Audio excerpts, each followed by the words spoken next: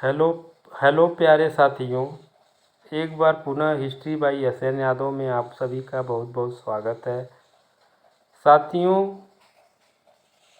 आज के टॉपिक में हमने नागरिक शास्त्र विषय के चौथे प्रैक्टिस सेट के माध्यम से टीजीटी, पीजीटी एवं यूजीसी नेट से संबंधित 65 प्रश्नों की श्रृंखला को रखा है। साथियों, उम्मीद करता हूँ कि मेरे द्वारा इस श्रृंखला में रखे गए प्रश्न जो हैं वो आपकी परीक्षा के दृष्टि से बेहद महत्वपूर्ण साबित होंगे। दोस्तों, एक बात और, मेरे द्वारा जो भी प्रश्न रिकॉर्डेड क्लास के माध्यम से आप लोगों के समक्ष जाता है वो दोस्तों जो भी प्रश्न होता है वो मेरे द्वारा बनाया गया प्रश्न नहीं होता है। चूँकि इसका मूल कारण यह है साथियों कि टाइम का अभाव, इसलिए हम जो भी प्रश्न को रखते हैं अपने श्रृंखला में वो कहीं ना कहीं से कट पेस्ट के माध्यम से अपने वीडियो में शामिल करते हैं। लेकिन साथियों, ये हम दावे के साथ कह सकते हैं कि मेरे द्वारा चूज किया गया जो भी प्रश्न होता है वो परीक्षा के दृष्टि से बेहद ही महत्वपूर्ण होता है। तो साथियों, इसी के साथ हम आज के पहले प्रश्न पर चलते हैं। आज का हमारा पहला प्रश्न है, गुट निरपेक्ष आंदोलन के संस्थापक थे। गुट निरपेक्ष आंदोलन के संस्थापक थे 1 Nelson Mandela, 2 Indira Gandhi, 3 Marshal Tito और 4 आइजनहावर। तो साथियों, इसका राइट आंसर जो हो जाएगा वो मार्शल टिटो, यानी गुट निरपेक्ष आंदोलन के संस्थापक मार्शल टिटो थे। अगला प्रश्न है, भारत के प्रथम उप प्रधानमंत्री थे। भारत के प्रथम उप प्रधानमंत्री थे डॉक्टर जाकिर हुसैन, मोरारजी देसाई, सरदार पटेल, लाल कृष्ण आडवाणी। तो साथियों, इसका राइट आंसर है सरदार पटेल, यानी सरदार वल्लभ भाई पटेल भारत के प्रथम उप प्रधानमंत्री थे। अगला प्रश्न है, राज्य के नीति निदेशक तत्व एक ऐसा चेक है जिसका भुगतान बैंक की इच्छा पर है। यह कथन है 1 KT Shah, Subhash Kashyap, D Basu, Ivor Jenning. तो साथियों, इसका राइट आंसर जो है केटी शाह का यह स्टेटमेंट है कि नीति निर्देशक तत्व एक ऐसा चेक है जिसका भुगतान बैंक की इच्छा पर है, यानी ये स्टेटमेंट साथियों केटी शाह द्वारा कहा गया था। अगला प्रश्न है, संसद के किसी सदन की बैठक के लिए न्यूनतम गणपूर्ति कितनी होनी चाहिए। संसद के किसी सदन की बैठक के लिए न्यूनतम गणपूर्ति कितनी होनी चाहिए।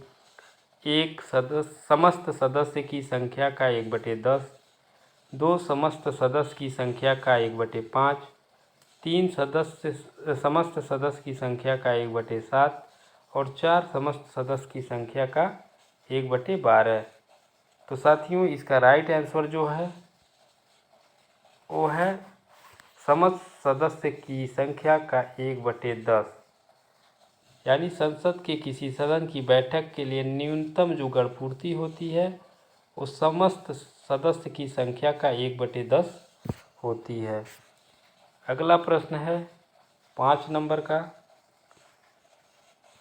निम्नलिखित में से कौन सा सही सुमेलित है। उदारवाद मिश्रण है लोकतंत्र व व्यक्तिवाद का, उदारवाद मिश्रण है साम्यवाद व व्यक्तिवाद का, उदारवाद मिश्रण है समाजवाद व बहुलवाद का, उदारवाद मिश्रण है व्यक्तिवाद व मार्क्सवाद का। तो साथियों, इसका राइट आंसर है उदारवाद मिश्रण है लोकतंत्र और व्यक्तिवाद का। यानी उदारवादी जो विचारधारा होती है साथियों, वह लोकतंत्र एवं व्यक्तिवादी विचारधारा पर आधारित होती है। अगला प्रश्न है, आधुनिक राजनीतिक सिद्धांत के प्रमुख समर्थक हैं। आधुनिक राजनीतिक सिद्धांत के प्रमुख समर्थक हैं Charles Merriam, David Eastern, Harold Lasswell, उपयुक्त सभी। तो साथियों इसका राइट आंसर जो है वो है उपयुक्त सभी। यानी राजनीति सिद्धांत के प्रमुख प्रवर्तक में चार्ल्स मेरियम, डेविड ईस्टर्न और हेराल्ड लासबेल, ये तीनों लोग उपस्थित हैं। तो इसका राइट आंसर हो जाएगा 4 यानी उपयुक्त सभी। अगला प्रश्न है, समाजवादी राज्य को मानते हैं एक आवश्यक बुराई है, एक अनावश्यक बुराई है, एक दैवी संस्था है, एक सकारात्मक अच्छाई है। तो साथियों इसका राइट आंसर है एक सकारात्मक अच्छाई। यानी समाजवादी राज्य को एक सकारात्मक अच्छाई मानते हैं। अगला प्रश्न है, भारतीय संविधान के किस अनुच्छेद का संबंध वित्त विधेयक से है? 1 260, 2 आर्टिकल 355, 3 आर्टिकल 109 और 4 आर्टिकल 365। तो साथियों इसका राइट आंसर है आर्टिकल 109। यानी भारतीय संविधान के अनुच्छेद 109 में कहा गया है, भारतीय संविधान के अनुच्छेद 109 जो होता है वो वित्त विधेयक से संबंधित होता है। वित्त विधेयक से संबंधित होता है। अगला प्रश्न है 9 नंबर का, संविधान निर्मात्री परिषद के वैधानिक परामर्शदाता थे। संविधान निर्मात्री परिषद के वैधानिक परामर्शदाता थे doctor B.R. Ambedkar, doctor Rajendra Prasad, B.N. Rao, Sardar Vallabh Bhai Patel. तो साथियों इसका राइट आंसर है B.N. राव। यानी संविधान निर्मात्री परिषद के वैधानिक परामर्शदाता B.N. राव थे। अगला प्रश्न है, भारतीय संविधान में अनुच्छेदों की संख्या है। यानी जब संविधान बना था या लागू हुआ था तो उस समय अनुच्छेदों की संख्या कितनी थी? 1 445, 2 392, 3 546, 4 395। तो साथियों इसका राइट आंसर है 395। यानी मूल संविधान में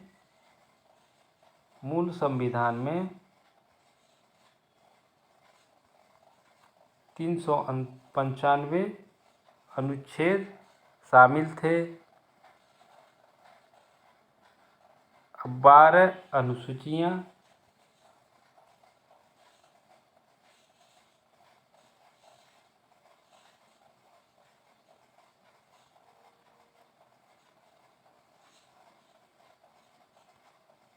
एवं 22 भाग। 395 अनुच्छेद, 12 अनुसूचियां और 22 भाग में संविधान, 12 अनुसूचियों में 22 भाग में संविधान बटा हुआ था। और साथियों संविधान बनाने में 2 वर्ष 11 माह 18 दिन का समय लगा था। वहीं अगर वर्तमान में इसके अनुच्छेदों की बात की जाए तो साथियों वर्तमान संविधान में 450 से अधिक यानी लगभग 445 अनुच्छेदों की संख्या है। अगला प्रश्न है, न्यायिक पुनरावलोकन, बाई मिस्टेक पुनरावलोकन हो गया, पुनरावलोकन का सिद्धांत भारत ने किस देश के संविधान से ग्रहण किया है? न्यायिक पुनरावलोकन का सिद्धांत भारत ने किस देश के संविधान से ग्रहण किया है? 1 ग्रेट ब्रिटेन, 2 संयुक्त राज्य अमेरिका, 3 आयरलैंड और 4 फ्रांस। तो साथियों इसका राइट आंसर जो है वो है संयुक्त राज्य अमेरिका। यानी न्यायिक पुनरावलोकन का सिद्धांत जो है संयुक्त राज्य अमेरिका के संविधान से लिया गया है। भारतीय संविधान के लागू होने की तिथि है। 12वां नंबर का प्रश्न है, भारतीय संविधान के लागू होने की तिथि है 26 जनवरी 1950, 15 अगस्त 1947, 15 जून 1945, 2 अक्टूबर 1946। तो साथियों इसका राइट आंसर है 26 जनवरी 1950 ईस्वी को। यानी 26 जनवरी 1950 को भारतीय संविधान लागू हुआ था। और 26 जनवरी 1950 को लागू हुआ था संविधान। इसी के उपलक्ष्य में साथियों 26 जनवरी को गणतंत्र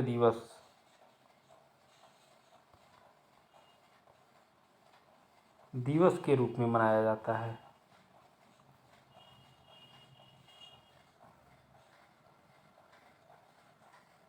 अगला प्रश्न है 13 नंबर का, लॉक ने समर्थन किया था असीमित प्रभुसत्ता का, सीमित प्रभुसत्ता का, बिना प्रभुसत्ता के राज्य का, समान इच्छा की प्रभुसत्ता का। तो साथियों इसका राइट आंसर है सीमित प्रभुसत्ता का। यानी लॉक ने सीमित प्रभुसत्ता का समर्थन किया था। अगला प्रश्न है, इंडियन स्ट्रगल पुस्तक के लेखक का नाम है। इंडियन स्ट्रगल के पुस्तक के लेखक का नाम है गोपाल कृष्ण गोखले, लोकमान्य बाल गंगाधर तिलक, सरदार भगत सिंह, सुभाष चंद्र बोस। तो साथियों इसका राइट आंसर है सुभाष चंद्र बोस। यानी इंडियन स्ट्रगल पुस्तक सुभाष चंद्र बोस द्वारा लिखा गया था। अगला प्रश्न है, गुटनिरपेक्ष वैदेशिक नीति का प्रतिपादन किसने किया था? गुटनिरपेक्ष वैदेशिक नीति का प्रतिपादन किसने किया था? 1 जवाहरलाल नेहरू ने, 2 मोरारजी देसाई ने, 3 अटल बिहारी वाजपेयी ने, 4 लाल बहादुर शास्त्री ने। तो साथियों इसका राइट आंसर जो है वो है जवाहरलाल नेहरू ने। यानी गुटनिरपेक्ष वैदेशिक नीति का प्रतिपादन जवाहरलाल नेहरू द्वारा किया गया था। अगला प्रश्न है 16 नंबर का, संपत्ति संबंधी ट्रस्टीशिप के सिद्धांत का प्रतिपादन किसने किया था? संपत्ति संबंधी ट्रस्टीशिप के सिद्धांत का प्रतिपादन किसने किया था? जवाहरलाल नेहरू ने, महात्मा गांधी ने, ट्रस्की ने और या दादा भाई नौरोजी ने। तो साथियों इसका राइट आंसर है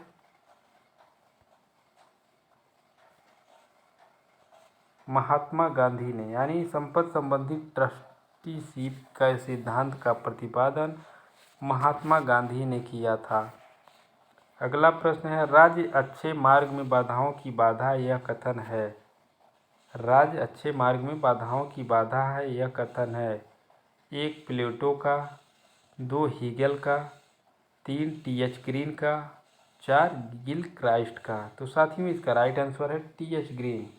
यानी टी.एच. ग्रीन का यह स्टेटमेंट है कि राज्य अच्छे मार्ग में बाधाओं की बाधा है। अगला प्रश्न है 18 नंबर, अतिरिक्त मूल्य के सिद्धांत का प्रतिपादन किया था। अतिरिक्त मूल्य के सिद्धांत का प्रतिपादन किया था एडम स्मिथ ने, मार्शल ने, रॉबिन्स ने, कार्ल मार्क्स ने। तो साथियों इसका राइट आंसर है कार्ल मार्क्स। यानी अतिरिक्त मूल्य के सिद्धांत का प्रतिपादन कार्ल मार्क्स द्वारा किया गया था। अगला प्रश्न है, निम्नलिखित में से व्यक्तिवादी विचारक है हेराल्ड लास्की, जेम्स मिल, हर्बर्ट स्पेंसर, अरस्तु। तो साथियों इसका राइट आंसर है हर्बर्ट स्पेंसर, यानी व्यक्तिवादी विचारधारा जो विचारक जो थे वो हर्बर्ट स्पेंसर थे। अगला प्रश्न है, राजनीतिक दल की परिभाषा सर्वप्रथम दी गई।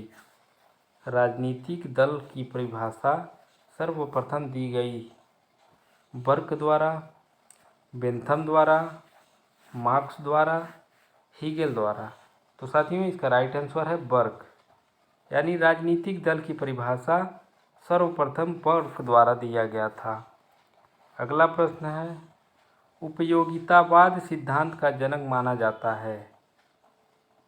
उपयोगितावाद सिद्धांत का जनक माना जाता है मुसोलिनी को, हिटलर को, जे.एस. मिल को, जर्मी बेंथम को। तो साथियों इसका राइट आंसर है जर्मी बेंथम,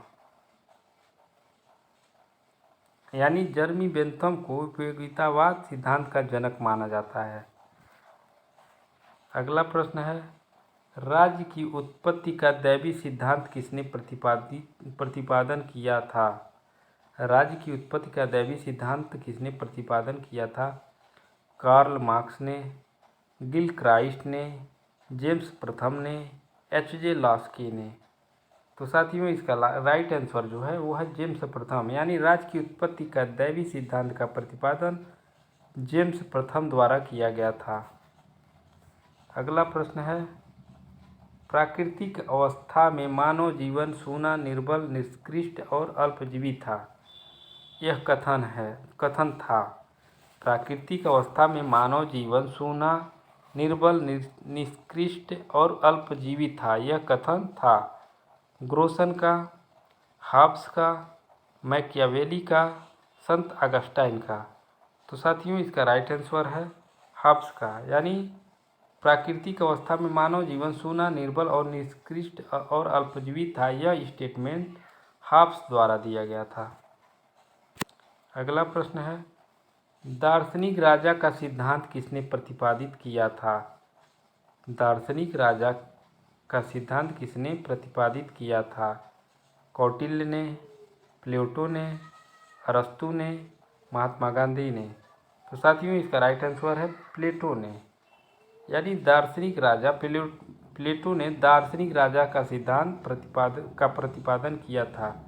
यानी प्लेटो का राजा जो था वो दार्शनिक राजा था, दार्शनिक।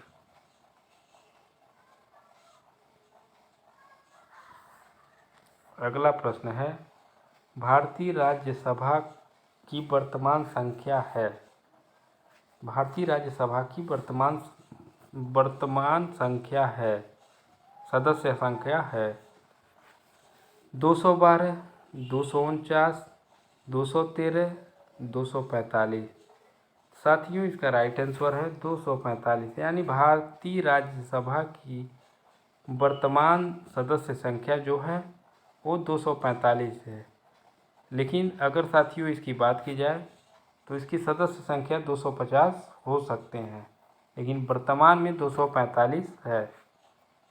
अगला प्रश्न है, समान इच्छा का सिद्धांत प्रतिपादित किया था। समान इच्छा का सिद्धांत प्रतिपादित किया था रूसो ने, टॉमस हॉब्स ने, जॉन लॉक ने, कांट ने। तो साथियों इसका राइट आंसर है रूसो ने, यानी समान इच्छा सिद्धांत का प्रतिपादन रूसो द्वारा किया गया था।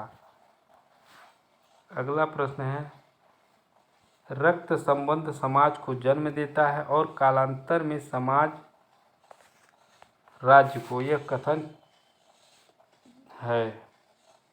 कालांतर में रक्त संबंध समाज को जन्म देता है और कालांतर में समाज राज्य को। यह कथन है लिकाक का, मैकाइवर का, जैक्स का, राज्यसभा का। तो साथियों इसका राइट आंसर है मैकाइवर, यानी रक्त संबंध समाज को जन्म देता है और कालांतर में समाज राज्य को। यह कथन मैकाइवर का है। अगला प्रश्न है, संघीय कार्यपालिका उत्तरदायी होती है। मानो संघीय कार्यपालिका जो है वो उत्तरदायी है किसके प्रति। राष्ट्रपति के प्रति, प्रधानमंत्री के प्रति, लोकसभा के प्रति, राज्यसभा के प्रति। तो साथियों इसका राइट आंसर जो है वो है लोकसभा के प्रति, यानी संघ में जो कार्यपालिका होती है वो लोकसभा के प्रति उत्तरदायी होती है।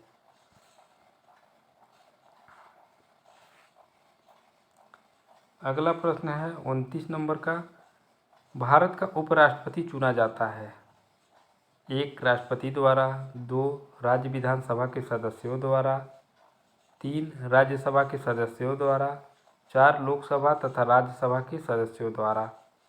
तो साथियों इसका राइट आंसर है लोकसभा तथा राज्यसभा के सदस्यों द्वारा भारत का उपराष्ट्रपति चुना जाता है।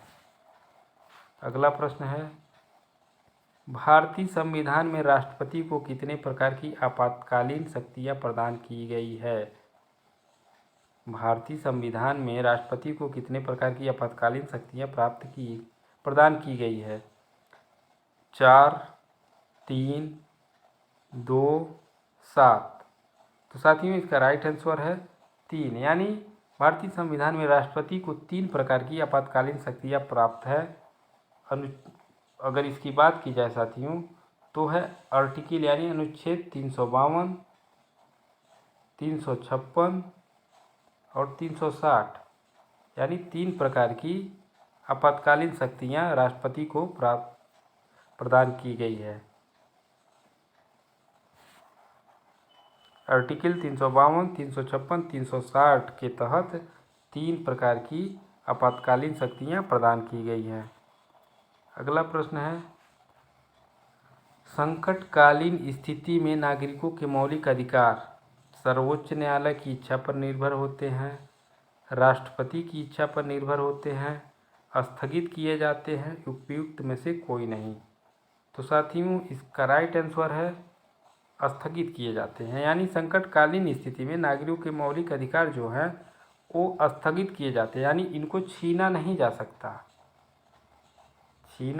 सकता, इसको स्थगित बस किया जा सकता है। जैसे एग्जाम्पल के रूप में हम लोग कोरोना को ले सकते हैं, कोविड को ले सकते हैं कि यानी जब नाइट कर्फ्यू लगा था साथियों, तो मतलब रात 10 से सुबह 5 बजे तक नाइट कर्फ्यू 10 बजे से सुबह 5 बजे तक लगा था।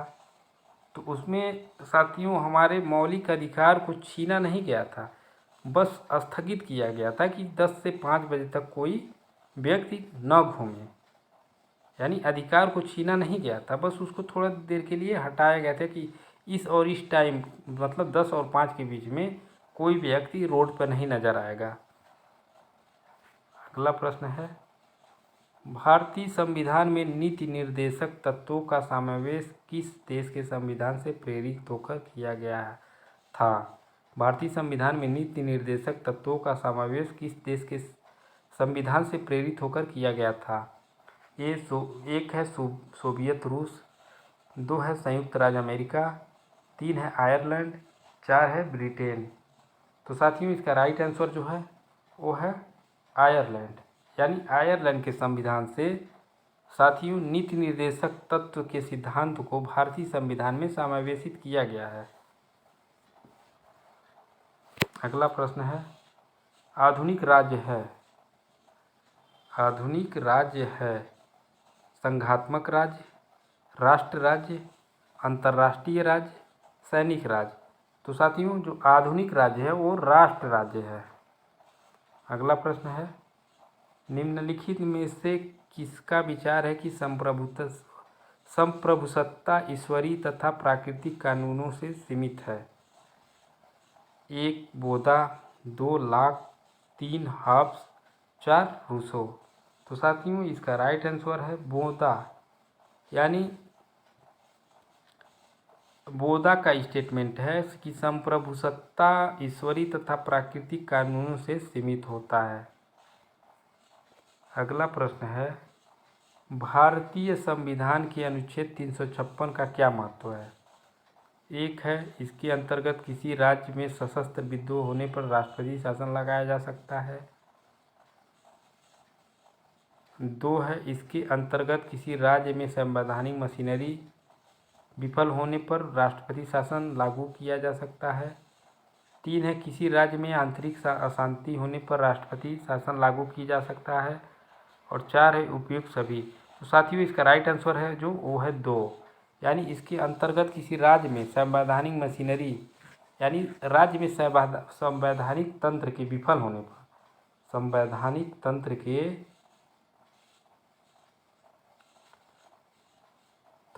विफल होने पर राष्ट्रपति शासन लगाया जा सकता है 356 आर्टिकल के द्वारा, अनुच्छेद 356 के द्वारा। अगला प्रश्न है निम्नलिखित में से फ्रांसीसी समाजवाद किसे कहा जाता है। निम्नलिखित में से फ्रांसीसी समाजवाद किसे कहा जाता है। 1 है फेबियनवाद, 2 है श्रमिक संघवाद, 3 है श्रेणी समाजवाद, 4 है साम्यवाद। तो साथियों इसका राइट आंसर है श्रमिक समाजवाद संघवाद श्रमिक संघवाद। अगला प्रश्न है प्लेटो के आदर्श राज्य में कौन सा वर्ग सामाजिक संरचना का हिस्सा नहीं है। प्लेटो के आदर्श राज्य में कौन सा वर्ग सामाजिक संरचना का हिस्सा नहीं है। 1 शासक वर्ग, 2 प्रशासक वर्ग, 3 सैन्य वर्ग, 4 उत्पादक वर्ग। तो साथियों इसका राइट आंसर जो है वो है प्रशासक वर्ग, यानी प्लेटो के आदर्श राज्य में प्रशासक वर्ग जो था वह सामाजिक संरचना का हिस्सा नहीं था।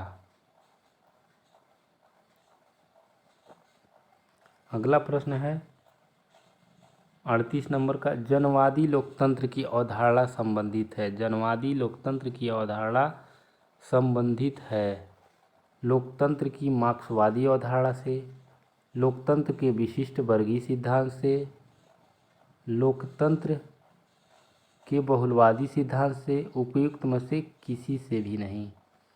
तो साथियों इसका राइट आंसर है लोकतंत्र की मार्क्सवादी अवधारणा से, यानी जनवादी लोकतंत्र की अवधारणा लोकतंत्र की मार्क्सवादी अवधारणा से संबंधित है।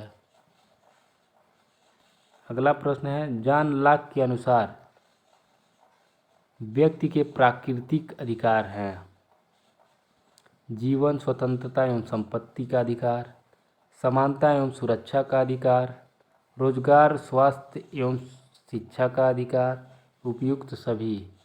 तो साथियों इसका राइट आंसर जो है वो है जीवन, स्वतंत्रता एवं संपत्ति का अधिकार, यानी जॉन लॉक के अनुसार व्यक्ति के जो प्राकृतिक अधिकार थे वो जीवन, स्वतंत्रता एवं संपत्ति का अधिकार थे।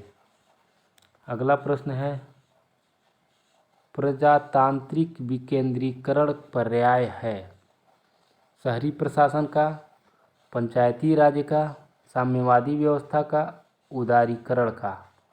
तो साथियों इसका राइट आंसर है पंचायती राज्य का, यानी प्रजातांत्रिक विकेंद्रीकरण जो है वो पंचायती राज्य का पर्याय है।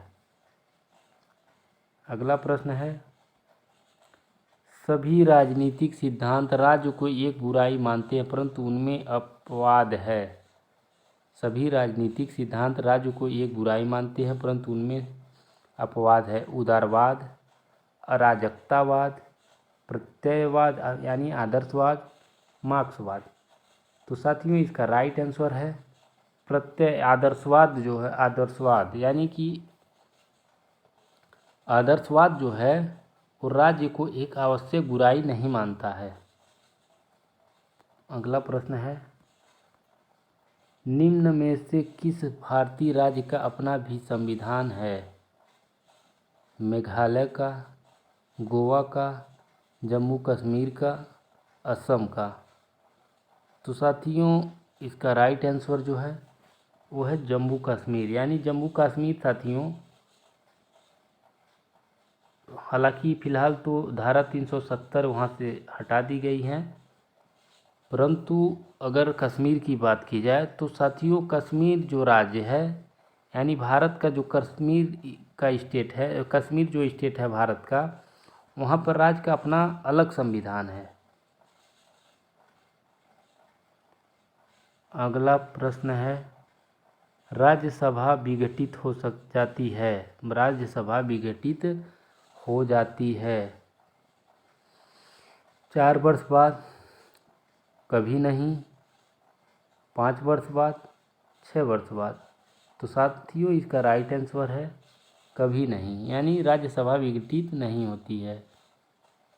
अगला प्रश्न है, राजनीतिक कानून का संबंध है व्यक्ति के बाहरी आचार व्यवहार से, व्यक्ति के आंतरिक आचार व्यवहार से, समूह के आंतरिक आचार व्यवहार से, नागरिक के आंतरिक आचार व्यवहार से। तो साथियों इसका राइट आंसर है व्यक्ति के बाहरी आचार व्यवहार से, यानी राजनीतिक कानून का जो संबंध होता है वह व्यक्ति के बाहरी आचार और व्यवहार से संबंधित होता है।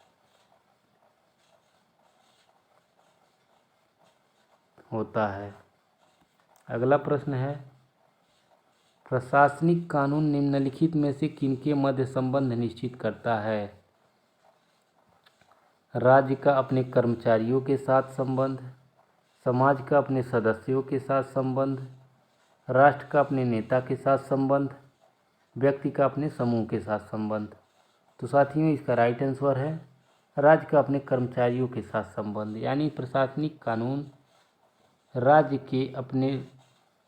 का अपने कर्मचारियों के साथ संबंध निश्चित करता है।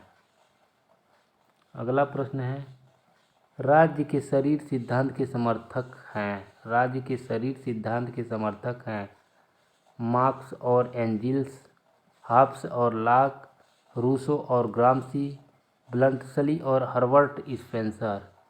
तो साथियों इसका राइट आंसर है ब्लंटसली और हर्बर्ट स्पेंसर, यानी ब्लंटसली और हर्बर्ट स्पेंसर राज्य के शरीर सिद्धांत के समर्थक थे। अगला प्रश्न है, शक्ति विभाजन के सिद्धांत को विस्तार पूर्वक उपस्थित कर उससे राजनीतिक विज्ञान का मौलिक सिद्धांत बना देने का श्रेय किस राजनीतिक विचारक को जाता है? 1 बोदा को, 2 जॉन लॉक को, 3 मॉन्टेस्क्यू को, 4 बेंथम को। तो साथियों इसका राइट आंसर है मॉन्टेस्क्यू, यानी शक्ति विभाजन, शक्ति पृथक्करण जिसे बोला जाता है, शक्ति पृथक्करण।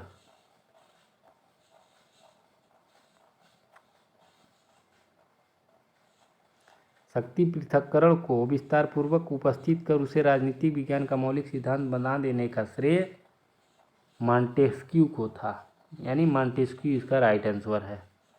अगला प्रश्न है, राज्य पृथ्वी पर ईश्वर का अवतरण है, यह कथन है। राज्य पृथ्वी पर ईश्वर का अवतरण है, यह कथन है ए प्लेटो का, बी अरस्तु का, सी गांधी का और डी हीगल का।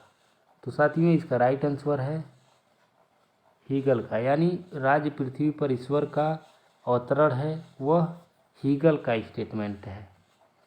अगला प्रश्न है, समाज में अपराध है इसलिए राज्य है, अन्यथा राज्य की कोई आवश्यकता नहीं है, किसने कहा है? Herbert Spencer, Lenin, JS. Mill, M.K. Gandhi. तो साथियों इसका राइट आंसर है हर्बर्ट स्पेंसर, यानी समाज में अपराध है इसलिए राज्य है, अन्यथा राज्य की कोई आवश्यकता नहीं है, यानी हर्बर्ट स्पेंसर जो हैं उन्हीं का यह स्टेटमेंट है। यानी राज्य के आवश्यक तत्व में साथियों हर्बर्ट स्पेंसर जो हैं वो समाज में उनका स्टेटमेंट है कि समाज में अपराध है इसलिए राज्य है, अन्यथा राज्य को कोई आवश्यकता नहीं है, यानी ये राज्य के आवश्यकता के पक्षधर नहीं है। अगला प्रश्न है, समाज में अपराध है इसलिए राज्य है, ये तो हो गया, सॉरी ये क्वेश्चन रिपीट हो गया साथियों। अगला प्रश्न है, किसने दो प्रकार के समझौते, एक सामाजिक तथा दूसरा सरकारी का प्रतिपादन किया है? किसने दो प्रकार के समझौते, एक सामाजिक तथा दूसरा सरकारी का प्रतिपादन किया है? एक है लॉक, दो है रूसो, तीन है हॉब्स, चार है मैकियावेली। तो साथियों इसका राइट आंसर जो है वो है लॉक, यानी लॉक जो है वो दो प्रकार के समझौते, एक सामाजिक तथा दूसरा सरकारी का प्रतिपादन किए हैं। अगला प्रश्न है, भारतीय संविधान के लिए मसौदा तैयार करने वाली समिति का अध्यक्ष था? यानी भारतीय संविधान के लिए मसौदा तैयार करने वाली समिति का अध्यक्ष कौन था? Doctor Rajendra Prasad, doctor Radhakrishnan, Jawaharlal Nehru, doctor B R Ambedkar. तो साथियों इसका राइट आंसर जो है वो है डॉक्टर बी आर अम्बेडकर। यानी संविधान का जो मसौदा तैयार हुआ था उस समिति के अध्यक्ष जो थे वो बी आर अम्बेडकर थे।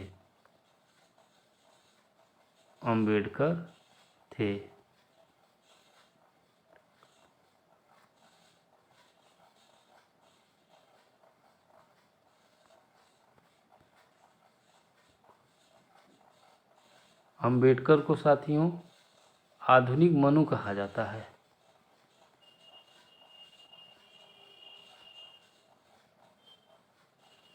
मनु कहा जाता है। अगला प्रश्न है, भारतीय संविधान में मौलिक अधिकारों की व्यवस्था किस देश के संविधान से ली गई है? यानी भारतीय संविधान में मौलिक अधिकारों की व्यवस्था किस संविधान से ली गई है? एक ब्रिटेन, दो संयुक्त राज्य अमेरिका, तीन सोवियत संघ, चार कनाडा। तो साथियों इसका राइट आंसर है संयुक्त राज्य अमेरिका। यानी मौलिक अधिकारों की जो व्यवस्था है वो संयुक्त राज्य अमेरिका से भारतीय संविधान में ली गई है।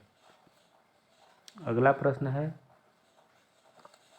राष्ट्रपति के निर्वाचन में भाग लेते हैं संसद के दोनों सदन के सदस्य, लोकसभा के सदस्य, राज्यसभा के सदस्य, संसद के दोनों सदनों के निर्वाचित सदस्य, राज्यों और केंद्र शासित प्रदेशों के विधानसभाओं के निर्वाचित सदस्य।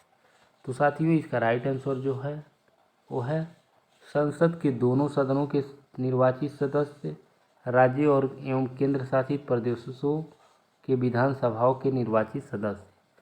यानी राष्ट्रपति के निर्वाचन में संसद के दोनों सदनों के निर्वाचित सदस्य और राज्य और केंद्र शासित प्रदेशों के विधानसभाओं के निर्वाचित सदस्य भाग लेते हैं। अगला प्रश्न है, माइन काम्फ पुस्तक का लेखक निम्न में से कौन है? Mussolini, Hitler, Karl Marx, Montesquieu. तो साथियों इसका राइट आंसर जो है वो है हिटलर। यानी माइन काम्फ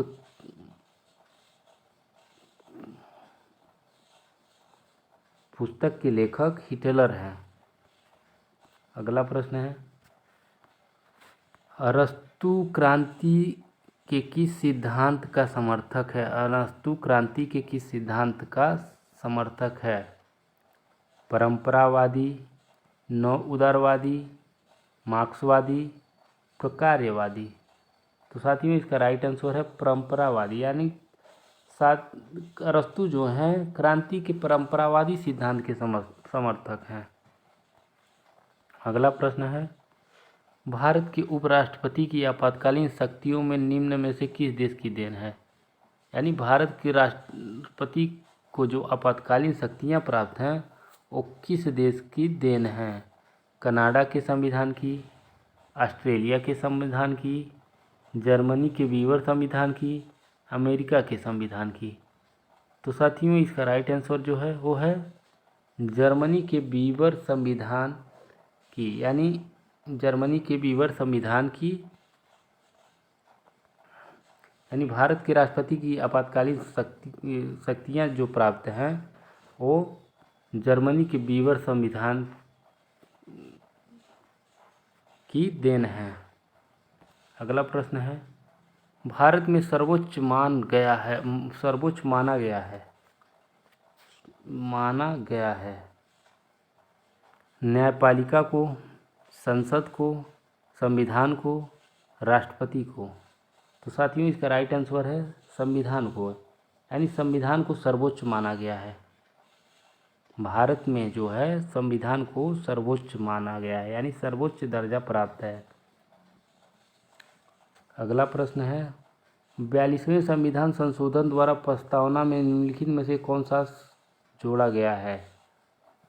लोकतांत्रिक, न्याय, समाजवाद, राजनैतिक।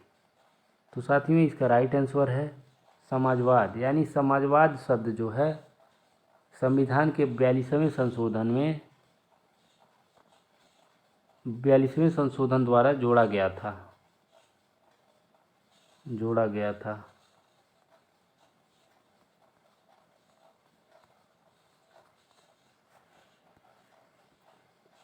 60 नंबर का प्रश्न है आज का, निम्नलिखित में से कौन संशोधनवादी के रूप में जाना जाता है? निम्नलिखित में से कौन संशोधनवादी के रूप में जाना जाता है? Saint Simon, Lenin, Proudhon, Bernstein. तो साथियों इसका राइट आंसर है बर्नस्टीन, यानी बर्नस्टीन को साथियों संशोधनवादी के रूप में जाना जाता है। अगला प्रश्न है, भारत के राष्ट्रपति पर महाभियोग लगाने का अधिकार है? यानी कौन भारत के राष्ट्रपति पर महाभियोग लगा सकता है? सर्वोच्च न्यायालय, लोकसभा अध्यक्ष, संसद के दोनों सदनों को, प्रधानमंत्री को। तो साथियों इसका राइट आंसर है संसद के दोनों सदनों को राष्ट्रपति पर महाभियोग लगाने का अधिकार है। अगला प्रश्न है, भारत में राष्ट्रपति लोकसभा के कितने सदस्यों को मनोनीत कर सकता है? 2, 10, 12, 6। तो साथियों इसका राइट आंसर जो है वो है 2, यानी 2 सदस्यों को मनोनीत कर सकता है। राष्ट्रपति जो है वो भारत के राष्ट्रपति जो है लोकसभा के 2 सदस्यों को मनोनीत कर सकता है। अगला प्रश्न है, भारतीय संसद के दोनों सदनों की संयुक्त बैठक में अध्यक्षता कौन करता है? भारतीय संसद के दोनों सदनों की संयुक्त बैठक में अध्यक्षता कौन करता है? राष्ट्रपति, उपराष्ट्रपति, लोकसभा का अध्यक्ष, प्रधानमंत्री। तो साथियों इसका राइट आंसर है लोकसभा का अध्यक्ष, यानी भारतीय संसद के दोनों सदनों की संयुक्त बैठक में लोकसभा का अध्यक्ष अध्यक्षता करता है।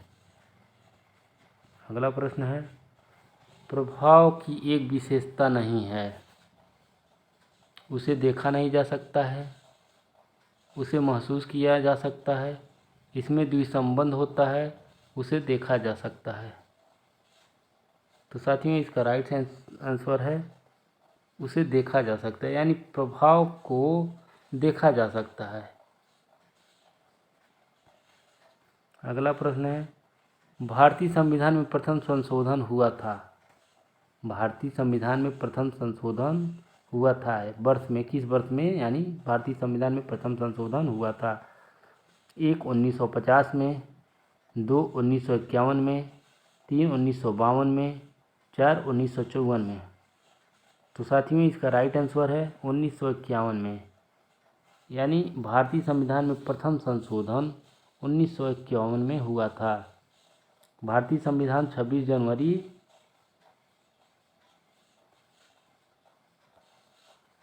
1950 को लागू हुआ था और 1951 में साथियों इसमें प्रथम बार संशोधन किया गया था। तो साथियों इसी के साथ हमारा आज का टॉपिक समाप्त हो रहा है और उम्मीद करता हूँ साथियों कि आज के प्रश्न जो हैं आपको बेहद पसंद आए होंगे। तो इसी के साथ साथियों हम अपनी वाणी को विराम देते हैं और फिर कल अगले सेशन में कुछ नए प्रश्नों के साथ आपसे पुनः मिलते हैं। तब तक के लिए साथियों, जय हिंद, जय भारत, वंदे मातरम। हाँ, और साथियों एक बात और कि साथियों, वीडियो अगर आपको अच्छा लगे, यानी जो मेरा रिकॉर्डेड क्लास है आपको अगर अच्छा लगे तो इसको लाइक ज़रूर करिएगा और सब्सक्राइब भी करिएगा और अपने दोस्तों यारों में थोड़ा शेयर भी करिएगा, जिससे हमारा भी हौसला साथियों अफजाई होता रहे। इसी के साथ पुनः एक बार जय हिंद, जय भारत, वंदे मातरम।